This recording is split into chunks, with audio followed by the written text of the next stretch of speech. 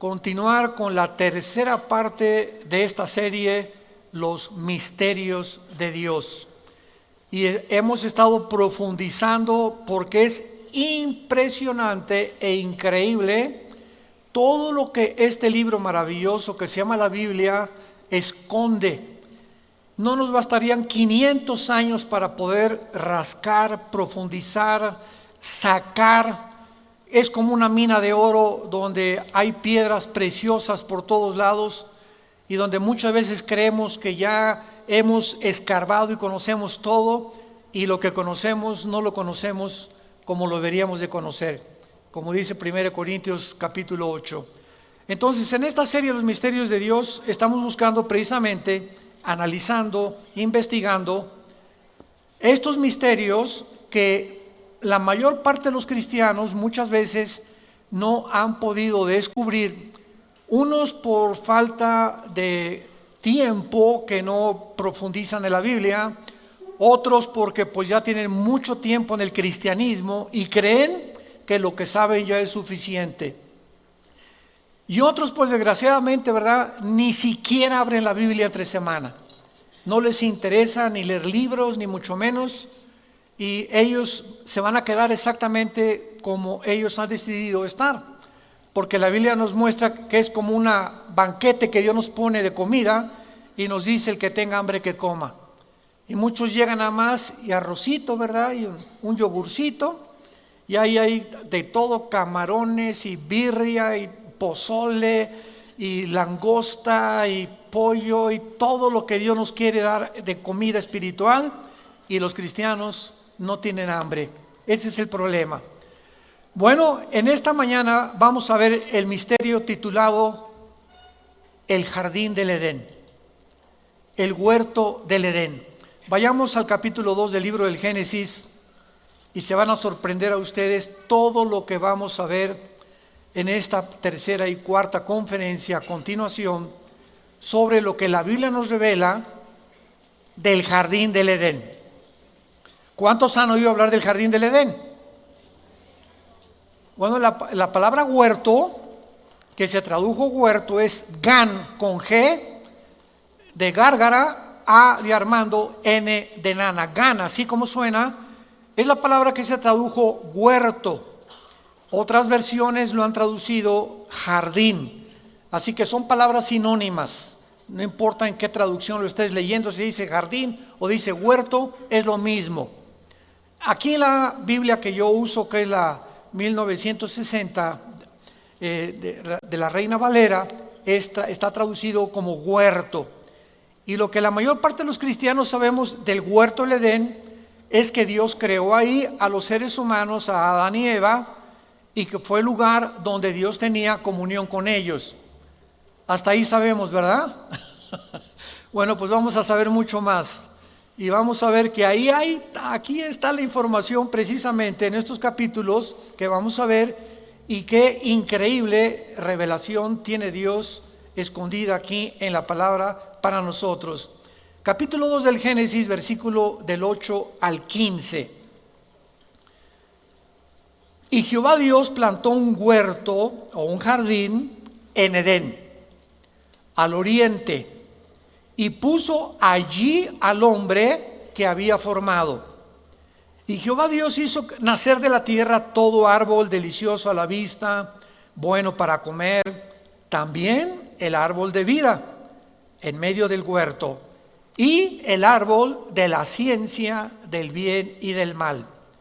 Y salía de Edén un río para regar el huerto, y de allí se repartía en 4 brazos. El nombre de uno era Pisón.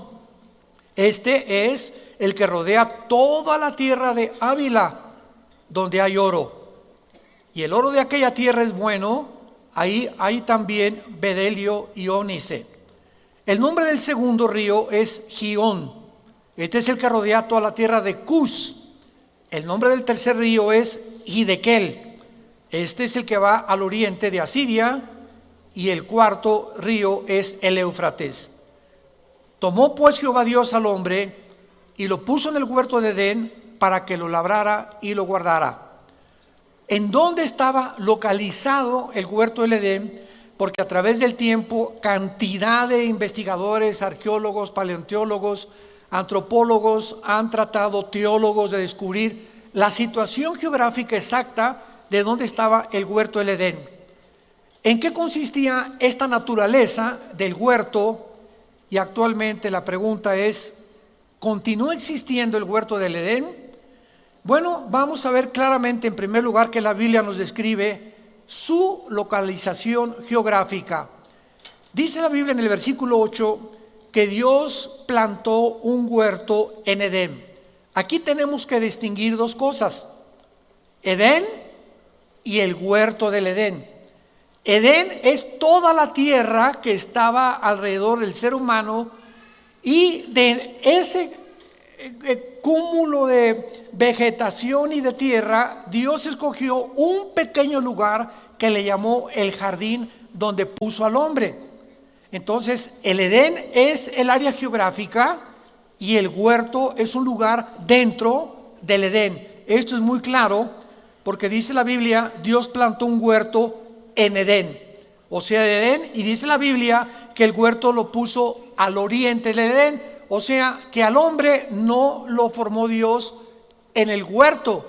Dios formó al ser humano en el Edén, en la parte occidental, y ya que lo formó o ya que lo crió Adán, lo colocó en la parte oriental y lo puso en el huerto del Edén. ¿Ya lo vieron?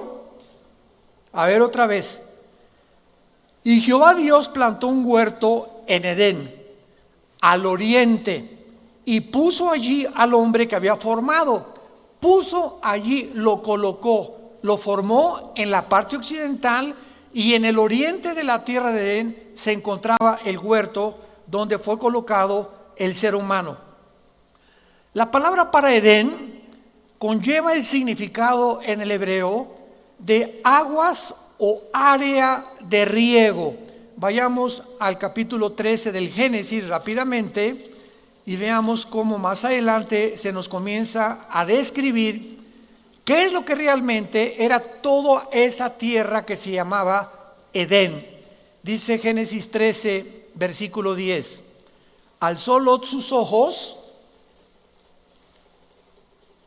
y vio toda la llanura del Jordán, que toda ella era de riego, como el huerto de Jehová, en la tierra de Zoar, antes que destruyera Jehová a Sodoma y a Gomorra.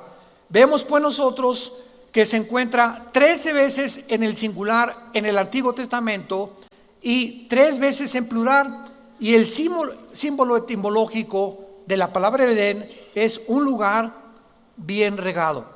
O sea, era una tierra completamente fértil, y dentro de toda esa área impresionante fértil estaba colocado el huerto del Edén. 3 veces se distingue que el Edén no es el huerto de Jehová, ni el huerto de Jehová es el Edén. El huerto estaba dentro, insisto, de la tierra del Edén. Veamos por ejemplo en el versículo 10, capítulo 2, y salía del Edén, no del huerto. Génesis 2:10, salía del Edén un río para regar el huerto, y de allí se repartía en 4 brazos. O sea, el huerto se encontraba en un lugar, y de la tierra salían 4 ríos tremendos. Veamos otro ejemplo en el versículo 4, capítulo 4, versículo 16 del Génesis. Y salió pues Caín de delante de Jehová, y habitó en tierra de Nod, al oriente del Edén. No al oriente del huerto del Edén, sino al oriente del Edén. Entonces, el huerto del Edén es el lugar donde Dios coloca al ser humano durante su estado de inocencia, y se le nombra al huerto del Edén huerto de Jehová y huerto de Dios también. Ahora, ¿cuántos árboles había en el huerto del Edén? No en el Edén, otra vez, solamente dentro del huerto había 3 clases de árboles. Regresemos a Génesis 2, versículo 9. Jehová Dios hizo nacer de la tierra todo árbol delicioso a la vista y bueno para comer. Aquí tenemos los árboles frutales. para el alimento físico de la primer pareja, porque fueron creados de la tierra. ¿Se acuerdan?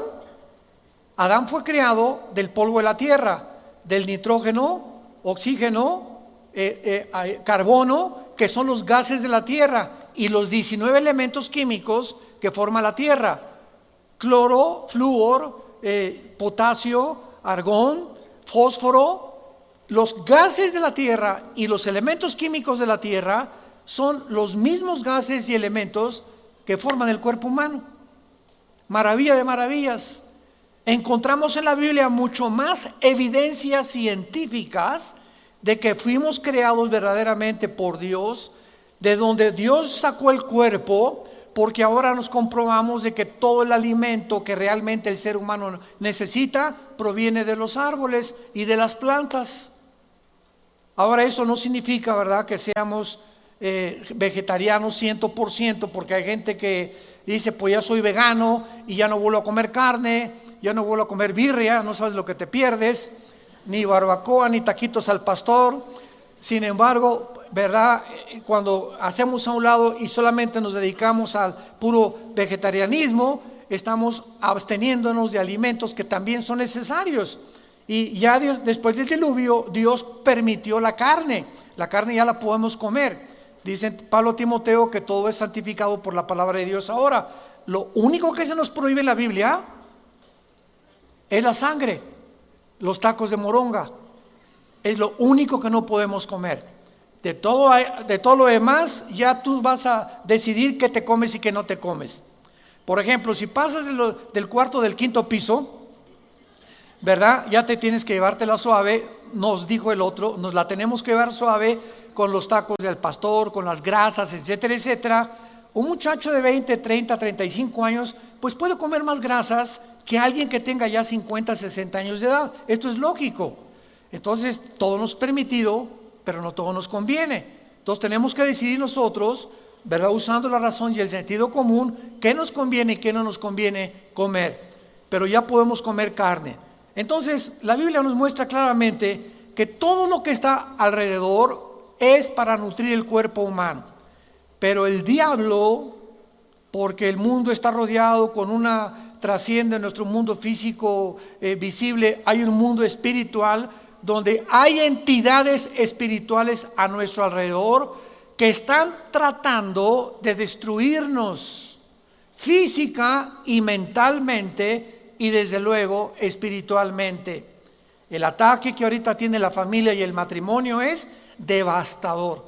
Es increíble el ataque que se ha venido contra el matrimonio y contra la familia. Pero también hay un ataque contra la comida. Y vemos nosotros los supermercados inundados de bebidas disque energetizantes. Que dizque esas bebidas que tienen quién sabe qué tantas cosas que te energetizan, y solamente ve la lista, no tiene nada del mango, ni de la guayaba, ni de la papaya, ni de la fruta, todos son químicos, y todo eso entra al cuerpo humano. El cuerpo humano no fue diseñado, es como un aparato que detecta lo que se puede asimilar, y entonces el cuerpo humano se resiste a las azúcares, a los químicos. Y al entrar al cuerpo humano, ¿a dónde se van? Pues se van a nuestros riñones, ¿verdad? Se van a nuestro hígado, al páncreas, a la vesícula biliar, y comenzamos a estar intoxicados. Y así comenzamos a darnos cuenta que comenzamos a perder aquello que Dios quiere que nosotros podamos obtener a través de los alimentos que Él creó, que son las frutas, que son las plantas, que son los vegetales. Entonces, estos árboles los creó Dios desde el principio para que supiéramos de dónde tendría que venir la alimentación. Lo mismo que las medicinas. ¿Cuántas clases de medicinas hay? La alopatía y la homeopatía. ¿Qué cosa es la alopatía? Puros químicos. Te arreglan una cosa y te descomponen otra. Entonces, todo lo que es medicinas, la mayor parte de las medicinas son químicos. Y tenemos que estarlos eliminando. Por ejemplo, comienza a tomar antibióticos. ¿Qué tienes que hacer? Tomar yogur lo más que puedas, porque todos los antibióticos te destruyen la flora intestinal. Y al destruirte la flora intestinal, comienza a tener problemas graves intestinales. ¿Por qué? Porque no supiste qué combinar con los antibióticos. Y cuando tomas la homeopatía, que ya es la concentración de muchas cosas, que precisamente por eso se llama homeopatía, es cuando nos damos cuenta que son concentraciones que vienen ya de productos que no tienen química y que a la larga te producen más beneficio que cualquier otra cosa. Entonces, las medicinas, ¿de dónde vienen? De las raíces de los árboles, de las plantas de los árboles, de las frutas. Si comemos las frutas que debemos de comer, las plantas que debemos de comer, los vegetales que tenemos que comer, no nos enfermaríamos, como ahorita la mayor parte de la humanidad se encuentra enferma por la comida chatarra que comienzan a comer. Ya se descubrió hace 2 meses, no sé cuántos de ustedes lo leyeron, que las papitas producen a los hombres incontinencia viril, y ya el hombre sexualmente comienza a perder su sexualidad a través de la comida chatarra. Increíble. Síguele con tus papitas. Todo eso comienza a descomponernos sin que nos demos cuenta, porque es pura cochinada. Y comienza a afectar las áreas también que son importantes para nuestra vida reproductiva. Y se calculó que el 70% del esperma se pierde del hombre con comida chatarra. Con razón. Bueno, ya ustedes me entienden. Ahora, ¿qué otro árbol teníamos aquí en el huerto del Edén? Dice el capítulo 2, versículo 2 del Génesis, capítulo 9, y también el árbol de la vida y el árbol del conocimiento del bien y del mal. ¿Se acuerdan ustedes cuando Adán y Eva fue sacado del huerto del Edén? ¿Se acuerdan? ¿Se acuerdan el capítulo 3 que dijo Dios, vamos a poner un querubín para que no regresen al huerto, porque si Adán y Eva, ya pecando, hubieran regresado al huerto del Edén, hubieran vivido para siempre? Entonces, Dios en su misericordia los saca del huerto del Edén, porque si ellos regresaban en estado de pecado y participaban del árbol de la vida, hubieran vivido eternamente en pecado. No hubiera habido posible de una salvación. Entonces, Dios prohíbe que regresen a participar del árbol de la vida para proveer el medio de la salvación a través del sacrificio de Jesucristo 4000 años después. Entonces, qué interesante es esto. Y la pregunta es la siguiente. Muy bien, al sacarlos del huerto del Edén, ya no podían participar del árbol de la vida. Pregunta, estando ellos sin pecado, ¿comieron del árbol de la vida? En otras palabras, ¿Adán y Eva fueron creados eternos? ¿O fueron creados inmortales? ¿O fueron creados con la posibilidad de morir? Y esto es muy importante para que entendamos nosotros qué es el pecado. Todos nosotros somos pecadores por 2 razones. Una, porque heredamos el pecado original. O sea, aunque tú no cometieras malas acciones, tú naciste en pecado. Salmo 51, en pecado nos concibió nuestra madre. Desde Adán hasta nuestros días hemos nacido todos con una infección que ha tratado de destruirnos, y esta es la razón por la cual tenemos que morir, que se llama la muerte. Romanos 5:12. Por un hombre entró el pecado al mundo, al entrar el pecado al mundo vino la muerte, y la muerte pasó a toda la humanidad por cuanto todos somos pecadores. Entonces una persona puede decir, es que los fariseos, por ejemplo, eran personas que no adulteraban, comían puras plantas, eran vegetarianos, hasta los mormones nos ganan porque ni café toman los mormones. Si se trata de ver quién hace menos cosas o menos acciones pecaminosas, hay cantidad de sectas que nos ganan a los cristianos. Y tenemos otras sectas, ¿verdad? Que hay mujeres cristianas que se pintan también, que se ponen pantalones. Hay otras sectas que no se ponen nada, que se visten como musulmanas hasta los pies. Otras que se ponen velo, otras que no se ponen velo. Si se tratara de agradar a Dios a través de nuestras acciones, Nuestras acciones, dice Isaías, son como trapos de inmundicia. Por más de que te noten perifolles y parezcas momia de Guanajuato, y por más que te pintes y te arregles y parezcas árbol de Navidad, en ninguno de los extremos estamos buscando agradar a Dios, porque no es la forma que Dios escogió para que le agradáramos. No es por nuestras obras, ni por nuestra justicia. Entonces, somos pecadores porque heredamos, y al mismo tiempo somos pecadores porque cometemos malas acciones, ¿verdad? Entonces, cuando alguien te pregunte, ¿vamos a morir en pecado? Claro que vamos a morir en pecado. ¿Qué cristiano no va a morir en pecado? Todos. Porque hasta que venga la resurrección, se nos dará un cuerpo libre del pecado. Pero mientras tanto, somos pecadores perdonados nada más. Pero el cristiano es pecador como los que no son cristianos, con la diferencia que nosotros hemos sido perdonados y ya no traemos arrastrando la condenación del infierno. Juan 5:24, el que oye mi palabra y cree el que me envió, no vendrá a juicio. El cristiano ha sido salvado del juicio futuro del infierno, pero seguimos pecando, ya no con la continuidad que lo hacíamos antes de cristianos, pero seguimos equivocándonos, seguimos cometiendo errores, somos sujetos a depresión, nos desilusionamos, tenemos la naturaleza humana. Pero tenemos ahora que ir venciendo esas cosas con el poder que nos ha dado Dios en su Espíritu Santo. Entonces es muy importante comprenderlo. Entonces, somos pecadores porque nacimos en pecado y porque cometemos acciones, las dos cosas. El árbol del conocimiento del bien y del mal. ¿Por qué dice la Biblia el árbol de la ciencia? ¿Por qué no dice del mal nada más?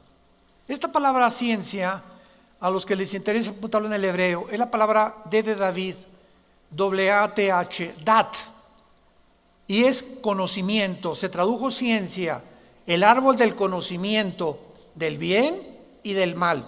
Muy bien, Dios le dice a Adán y Eva, no participen de ese fruto, porque el día que ustedes participen de ese fruto, ustedes van a querer independizarse de mí y van a querer ustedes definir por ustedes mismos qué es el bien y qué es el mal.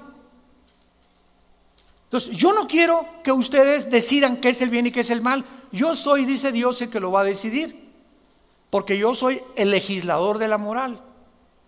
Entonces, cuando un ser humano dice, es que para mí esto es bueno, para mí esto no es malo, se está poniendo en lugar de Dios. El único parámetro que tenemos nosotros para poder saber qué es bueno y qué es malo se encuentra en la revelación que Él nos dio, que se llama la Biblia. Entonces, solo Dios es el legislador y la única autoridad para decirnos qué es bueno y qué no es malo. Y cuando el ser humano deja esto y se aísla y se independiza de Dios, comenzamos a hacer cosas que nosotros desde nuestra perspectiva y punto de vista le llamamos bueno. Esto se llama en la filosofía el relativismo. Todo es relativo. Entonces te encuentras con una persona que te dice, bueno, mira, no te metas conmigo, para ti eso es bueno, para mí no. Para mí esto es bueno y para ti es malo, déjame vivir mi vida. En otras palabras, no hay verdades absolutas. Cada quien haga lo que bien le parezca ante sus ojos. Esta es la razón por la cual el mundo se encuentra en la posición en que nos encontramos. Un ejemplo de la historia, el nazismo. Cuando los nazis comenzaron a invadir Polonia, se metieron a Francia, Checoslovaquia, etcétera, etcétera, hicieron todo lo que ustedes conocen con los campos de concentración en Auschwitz y 6 millones de judíos que mataron y gitanos y todo lo que hicieron. 2 años después, en Berlín, se llevó a cabo lo que se llamó el juicio de Nuremberg. En el juicio de Nuremberg, el mundo tenía que juzgar a los sobrevivientes generales de los nazis. Entonces, ahí en Berlín, a los sobrevivientes, otros escaparon y los capturaron después. Se juntaron los mejores abogados de Inglaterra, de Francia, de Alemania y de Estados Unidos para juzgar a los generales nazis que sobrevivieron. Y cuando les tocaba el turno de defenderse a los generales nazis y se les acusaba de genocidio, de crímenes de guerra, etcétera, etcétera, ¿saben ustedes lo que contestaban ellos? Es que nosotros no robábamos, expropiábamos. Se oye más bonito, ¿verdad? O sea, y el robo no es robo, es expropiar. Alguien llega y te quita tu casa por beneficio del Estado, vamos a quitar el nombre robo, es expropiar. Y en segundo lugar dijeron, nosotros no asesinábamos, eliminábamos por causa del partido. Se oye más bonito, ¿verdad? O sea, barnizaron el pecado. Al robo le pusieron expropiar, al asesinato le pusieron eliminar por causa del partido o del Estado, del Partido Nacional Socialista, que fue el que fundó los nazis. Entonces ellos dijeron, eso para ustedes es malo, para nosotros no, porque nosotros obedecíamos al Führer y estábamos convencidos que lo que estábamos haciendo era bueno. Entonces uno de los abogados que era judío, muy famoso, ya el otro día vimos toda su vida en la televisión, se levantó uno bajito, como de unos 55, unos 60 de estatura, y dijo a este abogado judío, que fue la máxima mente brillante del juicio de Nuremberg, es que ustedes, aparte de las órdenes que tenían que seguir, ¿se les olvidó su conciencia? ¿Qué es eso de conciencia? Con, dentro, ciencia, conocimientos. Todos los seres humanos, aztecas, tlaxcaltecas, chichimecas, olmecas, jíbaros, aucas, bárbaros, hunos, musulmanes, no musulmanes, hindúes, no hay un solo ser humano que no haya nacido con la conciencia. Algo nos dice dentro de nosotros que se erige como juez cuando hacemos algo que nos condena o que nos llena de satisfacción cuando hacemos algo malo. Bueno, por ejemplo, los indios, cuando llegaron los peregrinos de Inglaterra y colonizaron Estados Unidos, en el estado de Rhode Island, en el estado de Virginia, los apaches, los sioux, los comanches, todos ellos le prohibían a sus hijas casarse si antes o tener relaciones con otro, con su esposo, hasta que no se casaran. Y consideraban la virginidad la característica más grande entre las tribus. Y si una persona de una tribu entraba a quitarme a mi esposa, ellos tenían la pena de muerte, lo mataban, porque el adulterio para ellos era digno de quitar la vida a una persona que le quita la esposa al otro. ¿Quién les puso ese conocimiento entre el bien y entre el mal? Ahora, si hay este conocimiento entre el bien y entre el mal, tiene que haber un parámetro. ¿Y ese parámetro quién lo pone? El creador de todos nosotros como seres humanos. Uno de los más grandes cristianos del siglo XX se llamó C.S. Lewis. Por favor, lean sus libros. C.S. Lewis, con W como suena. C.S. Lewis escribió el problema del sufrimiento, el problema del dolor, otro problema sobre lo que es el cristianismo, y él dice que él se convirtió siendo ateo. Él era inglés, era de los más grandes ateos de Inglaterra en el siglo XX, una mente impresionante. Y dice, cuando en una universidad un estudiante me confrontó y me dijo, ¿usted tiene alguna regla para el bien y para el mal? Porque si hay el mal, tiene que haber el bien, y ¿quién va a determinar cualquiera de esas dos cosas? Dice, ante esta confrontación yo tuve que reconocer que forzosamente tenía que haber una fuerza invisible, sobrenatural, que tuviera que haber puesto el parámetro entre el bien y entre el mal. Yo no podía decir, no existe Dios.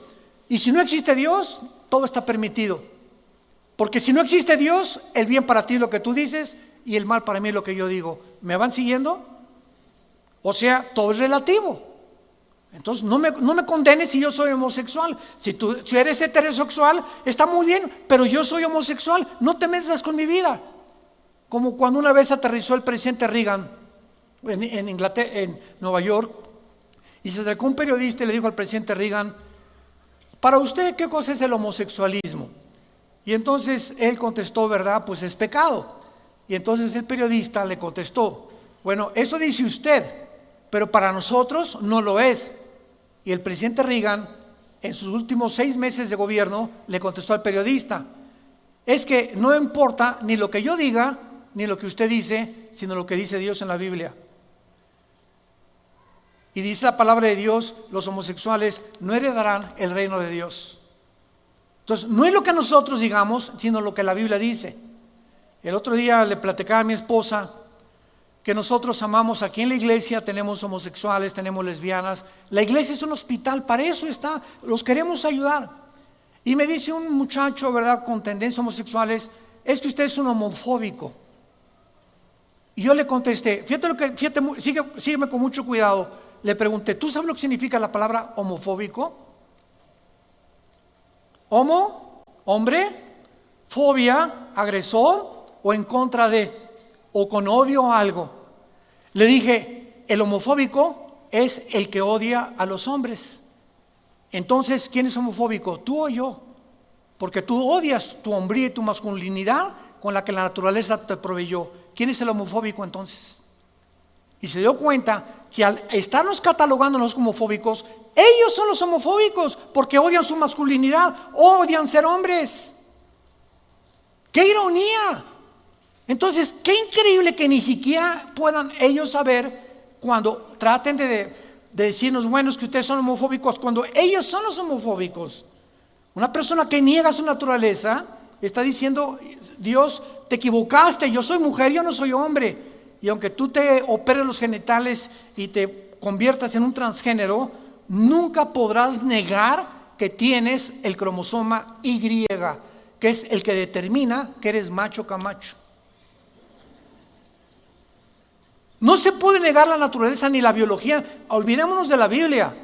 La biología, la genética, la naturaleza nos muestran el género con el cual nacimos. No hay 3 géneros ni hay 4 géneros. Hay 2 géneros: varón y hembra, macho y hembra. No hay más que 2 géneros en la palabra de Dios. Entonces, cuando platicamos con ellos, ¿verdad?, le decimos: nosotros queremos ayudarlos y queremos decirles simplemente que tenemos que sacarlos de ese medio en el que se encuentran para que Dios pueda restaurarte, porque si tú sigues en este camino te vas a condenar. Vas a condenarte a ti, a tus amistades que tú quieres, y vas a destruir tu propia naturaleza, porque está calculado que el 70%, escuchen esto, por la Asociación de Psiquiatría de Los Ángeles, no lo digo yo, lo dicen los psiquiatras, el 70% de las personas transgénero se suicidan. Esto es alarmante. ¿Por qué se suicidan? Porque siendo una naturaleza, se cambian sus genitales, se transforman en otro, pero no pueden cambiar su biología, ni tampoco su manera de pensar. Algo sucede en la mente cuando niegas tu naturaleza y comienzas a decir: yo no soy lo que yo soy ni lo que yo nací, y comienzan a descomponerse las neuronas que provocan un estado de falta de identidad, porque no son ni una cosa ni son la otra cosa. Y entonces este choque psicológico lleva a la persona a quitarse la vida, a finalmente aceptar que algo pasa que no puede aceptar ni lo puede negar: la creación de Dios. En fin, este es el árbol de la ciencia del bien y del mal. En este mundo nos encontramos, donde cada quien decide lo que es bueno y lo que es malo, y es Dios el que nos dice. Dios creó el sexo con el propósito de ser usado. Es el impulso biológico más maravilloso que Dios nos ha dado después de la comida. Pregúntaselo a cualquier casado. Pero el sexo Dios lo diseñó para que nunca fuera usado antes del matrimonio y ya del matrimonio con nadie que no sea tu compañero o tu compañera. ¿Por qué? Porque usando el sexo antes o después, la Biblia le llama fornicar o adulterio. Ya no hablemos de las transgresiones como el bestialismo y el sadomasoquismo, que ya son perversiones sexuales, porque la Biblia condena todas estas cosas. Y cuando la Biblia le llama, ¿verdad?, que el que comete adulterio es falto de entendimiento y corrompe su alma, el usar el sexo antes del matrimonio está demostrado por la psicología, la psiquiatría y todas las demás conocimientos y disciplinas académicas, que las muchachas, madres solteras, ya se fue tu novio, te quedaste embarazada, esto y el otro, vergüenza, culpa, tienes que detener tus estudios, en fin, no necesitamos más que acudir a la historia y a la experiencia para darnos cuenta que algo está mal cuando el sexo se usa fuera de las normas y los lineamientos y los parámetros que Dios estableció en su palabra. Mis mandamientos, no hay nada torcido ni perverso en ellos, dice el Señor, son vida a los que lo abrazan, y la sabiduría te puede dar y convertirte en árbol de vida dentro de tu vida cuando tú obedeces lo que yo te mando, dice el Señor. No somos dioses, y al creernos dioses es el mundo en el que se encuentra en la autodestrucción. Muy bien, ahora vayamos a ver los ríos del huerto del Edén. Versículo 10 en adelante. De estos ríos, 3 son conocidos y uno es desconocido. Recordemos que el Edén era un área grandísima y de ahí salían 4 brazos. Después del diluvio hubo una alteración de estos ríos, de uno tal vez, pero no de los otros 3. Y estos 3 ríos, de acuerdo a la historia y a la arqueología, siguen exactamente en la geografía en la que la Biblia los sitúa. Esto es increíble también. Dice así: y salía de Edén, Génesis 2, versículo 10, un río para regar el huerto, o sea, nada más el huerto del Edén. De allí se repartía en 4 brazos. El nombre de uno era Pisón.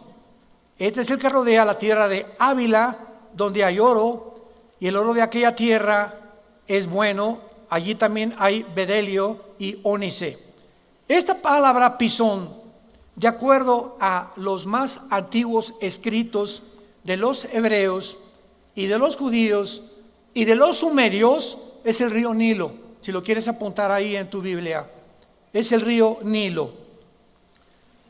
¿Cómo lo sabemos? Porque se menciona la tierra de Ávila, y esta tierra se encuentra actualmente localizada en Arabia Central y al oriente de la nación de Israel. Se menciona que en esta área geográfica había oro. Abróchense el cinturón, lo que vamos a escuchar ahorita: oro, bedelio y ónice. El bedelio es una especie como de resina, como una goma aromática suave, que como lo que emiten los árboles, o como la cera de los árboles o las plantas. Y el ónice es una piedra ágata de colores claros y oscuros. En otras palabras, se está enfatizando que alrededor de este río había tierras con gemas o piedras preciosas, y son precisamente las mismas piedras que se mencionan en el huerto del Edén, donde estuvo Lucifer. Vayamos a Ezequiel 28, antes de que digan. No sé cuántos de ustedes sabían que antes de que Dios creara al ser humano en el planeta Tierra, donde tú y yo nos encontramos, Lucifer, que después se le llama, que no es su nombre, Satanás no es su nombre, el diablo no es su nombre. El nombre de este querubín es Lucifer, el que porta la luz. Cuando cayó, se le cambió el nombre a el enemigo de Dios. Y la palabra enemigo en el hebreo es Satán. Entonces, Satanás significa enemigo de Dios o adversario. Y después se le puso el diablo en el griego. Y esta palabra diabolos en el griego significa el que calumnia o el que acusa. Entonces son títulos. Por ejemplo, mencionamos al licenciado Carlos Jiménez. La palabra licenciado es el título de esa persona, no es su nombre es Carlos Jiménez, es su apellido. Entonces, cuando estamos hablando de Satanás, no es su nombre, es un título que la Biblia le da. Para que tengamos cuenta, este título se asocia con la enemistad que él tiene contra Dios y contra todos los que siguen a su Hijo Jesucristo. Entonces, en Ezequiel 28, versículo 13, encontramos la creación de Lucifer. Y dice, en Metepec, ¿eso dice? No, ¿verdad? En Edén, en la tierra del Edén, en el huerto de Dios estuviste. De toda piedra en tu vestidura, cornerina, topacio, jaspe, crisólito, berilo y ónice, zafiro, carbunculo, esmeralda, oro. Los primores de tus tamboriles y flautas estuvieron preparados para ti en el día de tu creación. Vemos pues nosotros que el Edén antes de Adán y Eva no era un Edén frutal ni un jardín, sino que era un jardín de piedras preciosas. Y cuando vemos nosotros en el versículo 13 que acabamos de leer, que los vestidos de Satanás no eran hojas de higuera, ni se vestía con plantas Satanás, sino que toda la vestidura de Satanás eran puras piedras preciosas. Y lo más asombroso de todo esto es que las piedras preciosas que se mencionan en el versículo 13 son las mismas piedras preciosas que el sumo sacerdote en el Antiguo Testamento llevaba en el efod. El sumo sacerdote en el Antiguo Testamento tenía una hilera de 4 piedras, de 3, de 4, de 4, de 4, 12 piedras representando a las 12 tribus de Israel, y eran las piedras que se encuentran aquí. Y cuando el sacerdote entraba al lugar santísimo a ofrecer sacrificio a Dios, las piedras representaban a Israel. O sea, él entraba representando a la nación de Israel en cada piedra preciosa, porque ante los ojos de Dios somos piedras preciosas, ¿verdad? Somos lo máximo que Dios ha podido adquirir en toda su creación.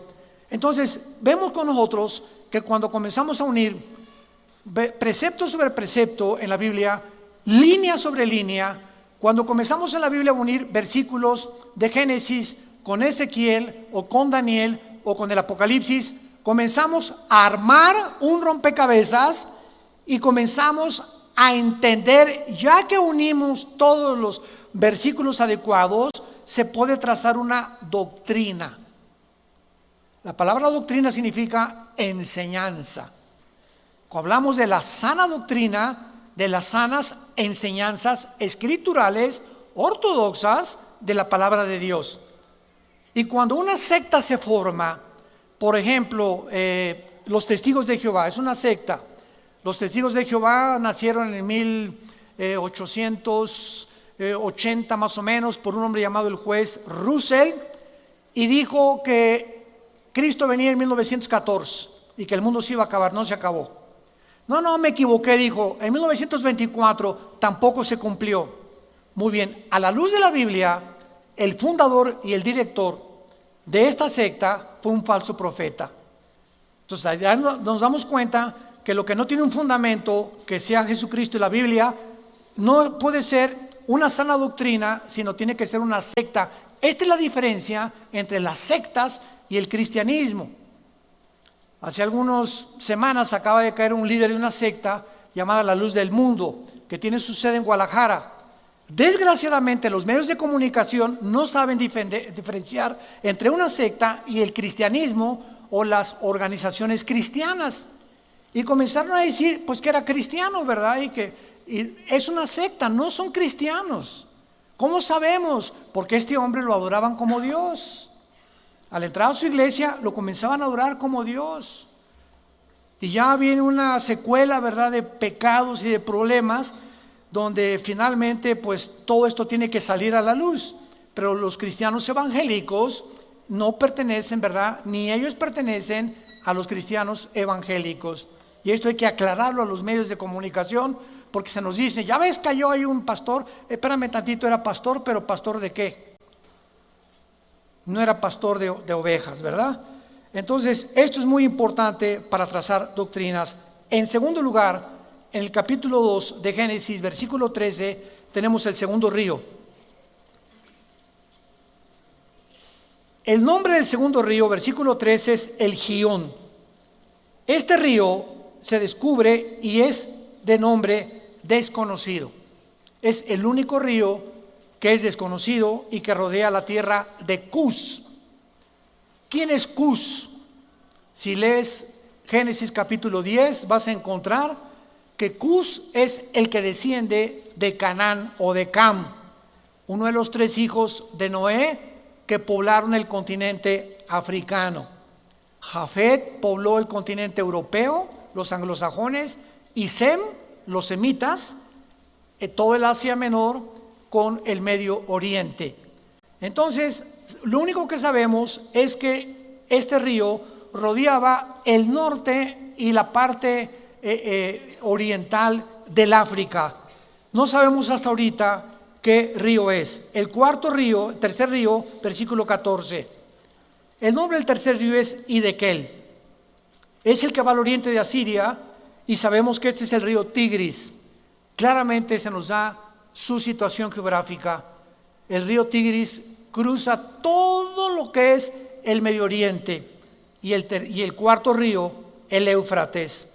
El Éufrates nace en Turquía, desemboca en el estrecho de Hormuz o el Golfo Pérsico, y son los 2 ríos que vienen todo Siria, Irak, Israel. Todos estos ríos, ¿verdad? El Nilo, todos estos ríos corren por todos lados en la zona geográfica de Israel, y muchos creen que este río desconocido, que todavía no pueden asegurar cuál es el río Jordán. Cuando el año que entra les anuncio, vamos a ir a Israel. Ya vamos a planear el viaje a Israel. Ojalá que no sea el último. O a muchos que nos agarre allá, ¿verdad? Si nos agarra allá, pues mejor. Pero vamos a planear un viaje maravilloso el año que entra a Israel. Y vamos a ver todo esto a la luz de la Biblia en cada lugar donde vamos a estar. Y vemos nosotros que este río Éufrates tiene 2.900 kilómetros de largo. El río Éufrates. Y es interesantísimo, para terminar, que el río Éufrates, ahí se encuentran 4 principados satánicos amarrados. Ahí en el río Éufrates se encuentran 4 principados o 4 ángeles caídos que van a ser desatados en el tiempo de la tribulación. Vayamos y veámoslo en Apocalipsis capítulo 9, versículos del 13 al 15. Apocalipsis 9, del 13 al 15. Y dice así: el sexto ángel tocó la trompeta y oí una voz entre los cuernos del altar, diciendo al sexto ángel que tenía la trompeta: desata a los 4 ángeles que están atados junto al río Bravo. ¿Eso dice? Y dice, no, con razón tantos ahogados hay en el río Bravo, ¿verdad? No. Aquí dice claramente el río Éufrates. Vean ustedes, al principio de la Biblia y al final de la Biblia se mencionan zonas geográficas que la Biblia termina mencionando como las áreas donde va a terminar la humanidad. Y precisamente por eso nosotros sabemos que el huerto del Edén o el jardín del Edén se encontraba en la zona que es entre Siria, Irak e Israel. Y vamos a ver en la próxima conferencia muy claramente que todo apunta para que realmente el huerto del Edén se encontraba en lo que es ahora la ciudad de Jerusalén.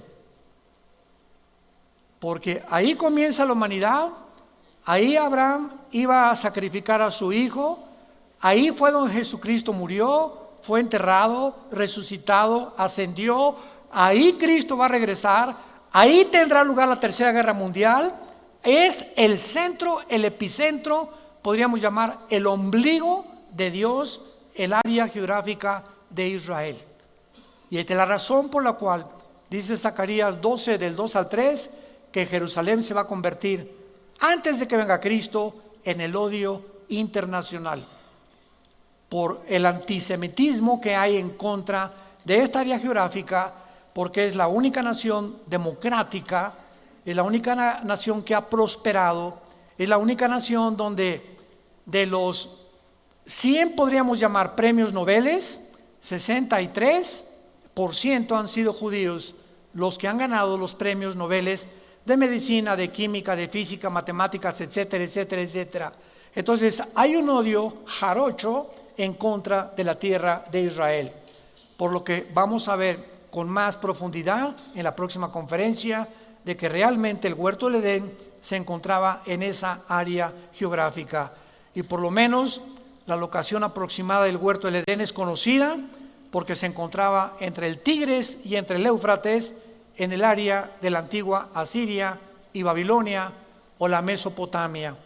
Qué triste es que hemos platicado con muchos paleontólogos y arqueólogos y nos han dicho que el origen de la humanidad fue en África, sin ninguna base, simplemente que ahí comenzó la raza humana.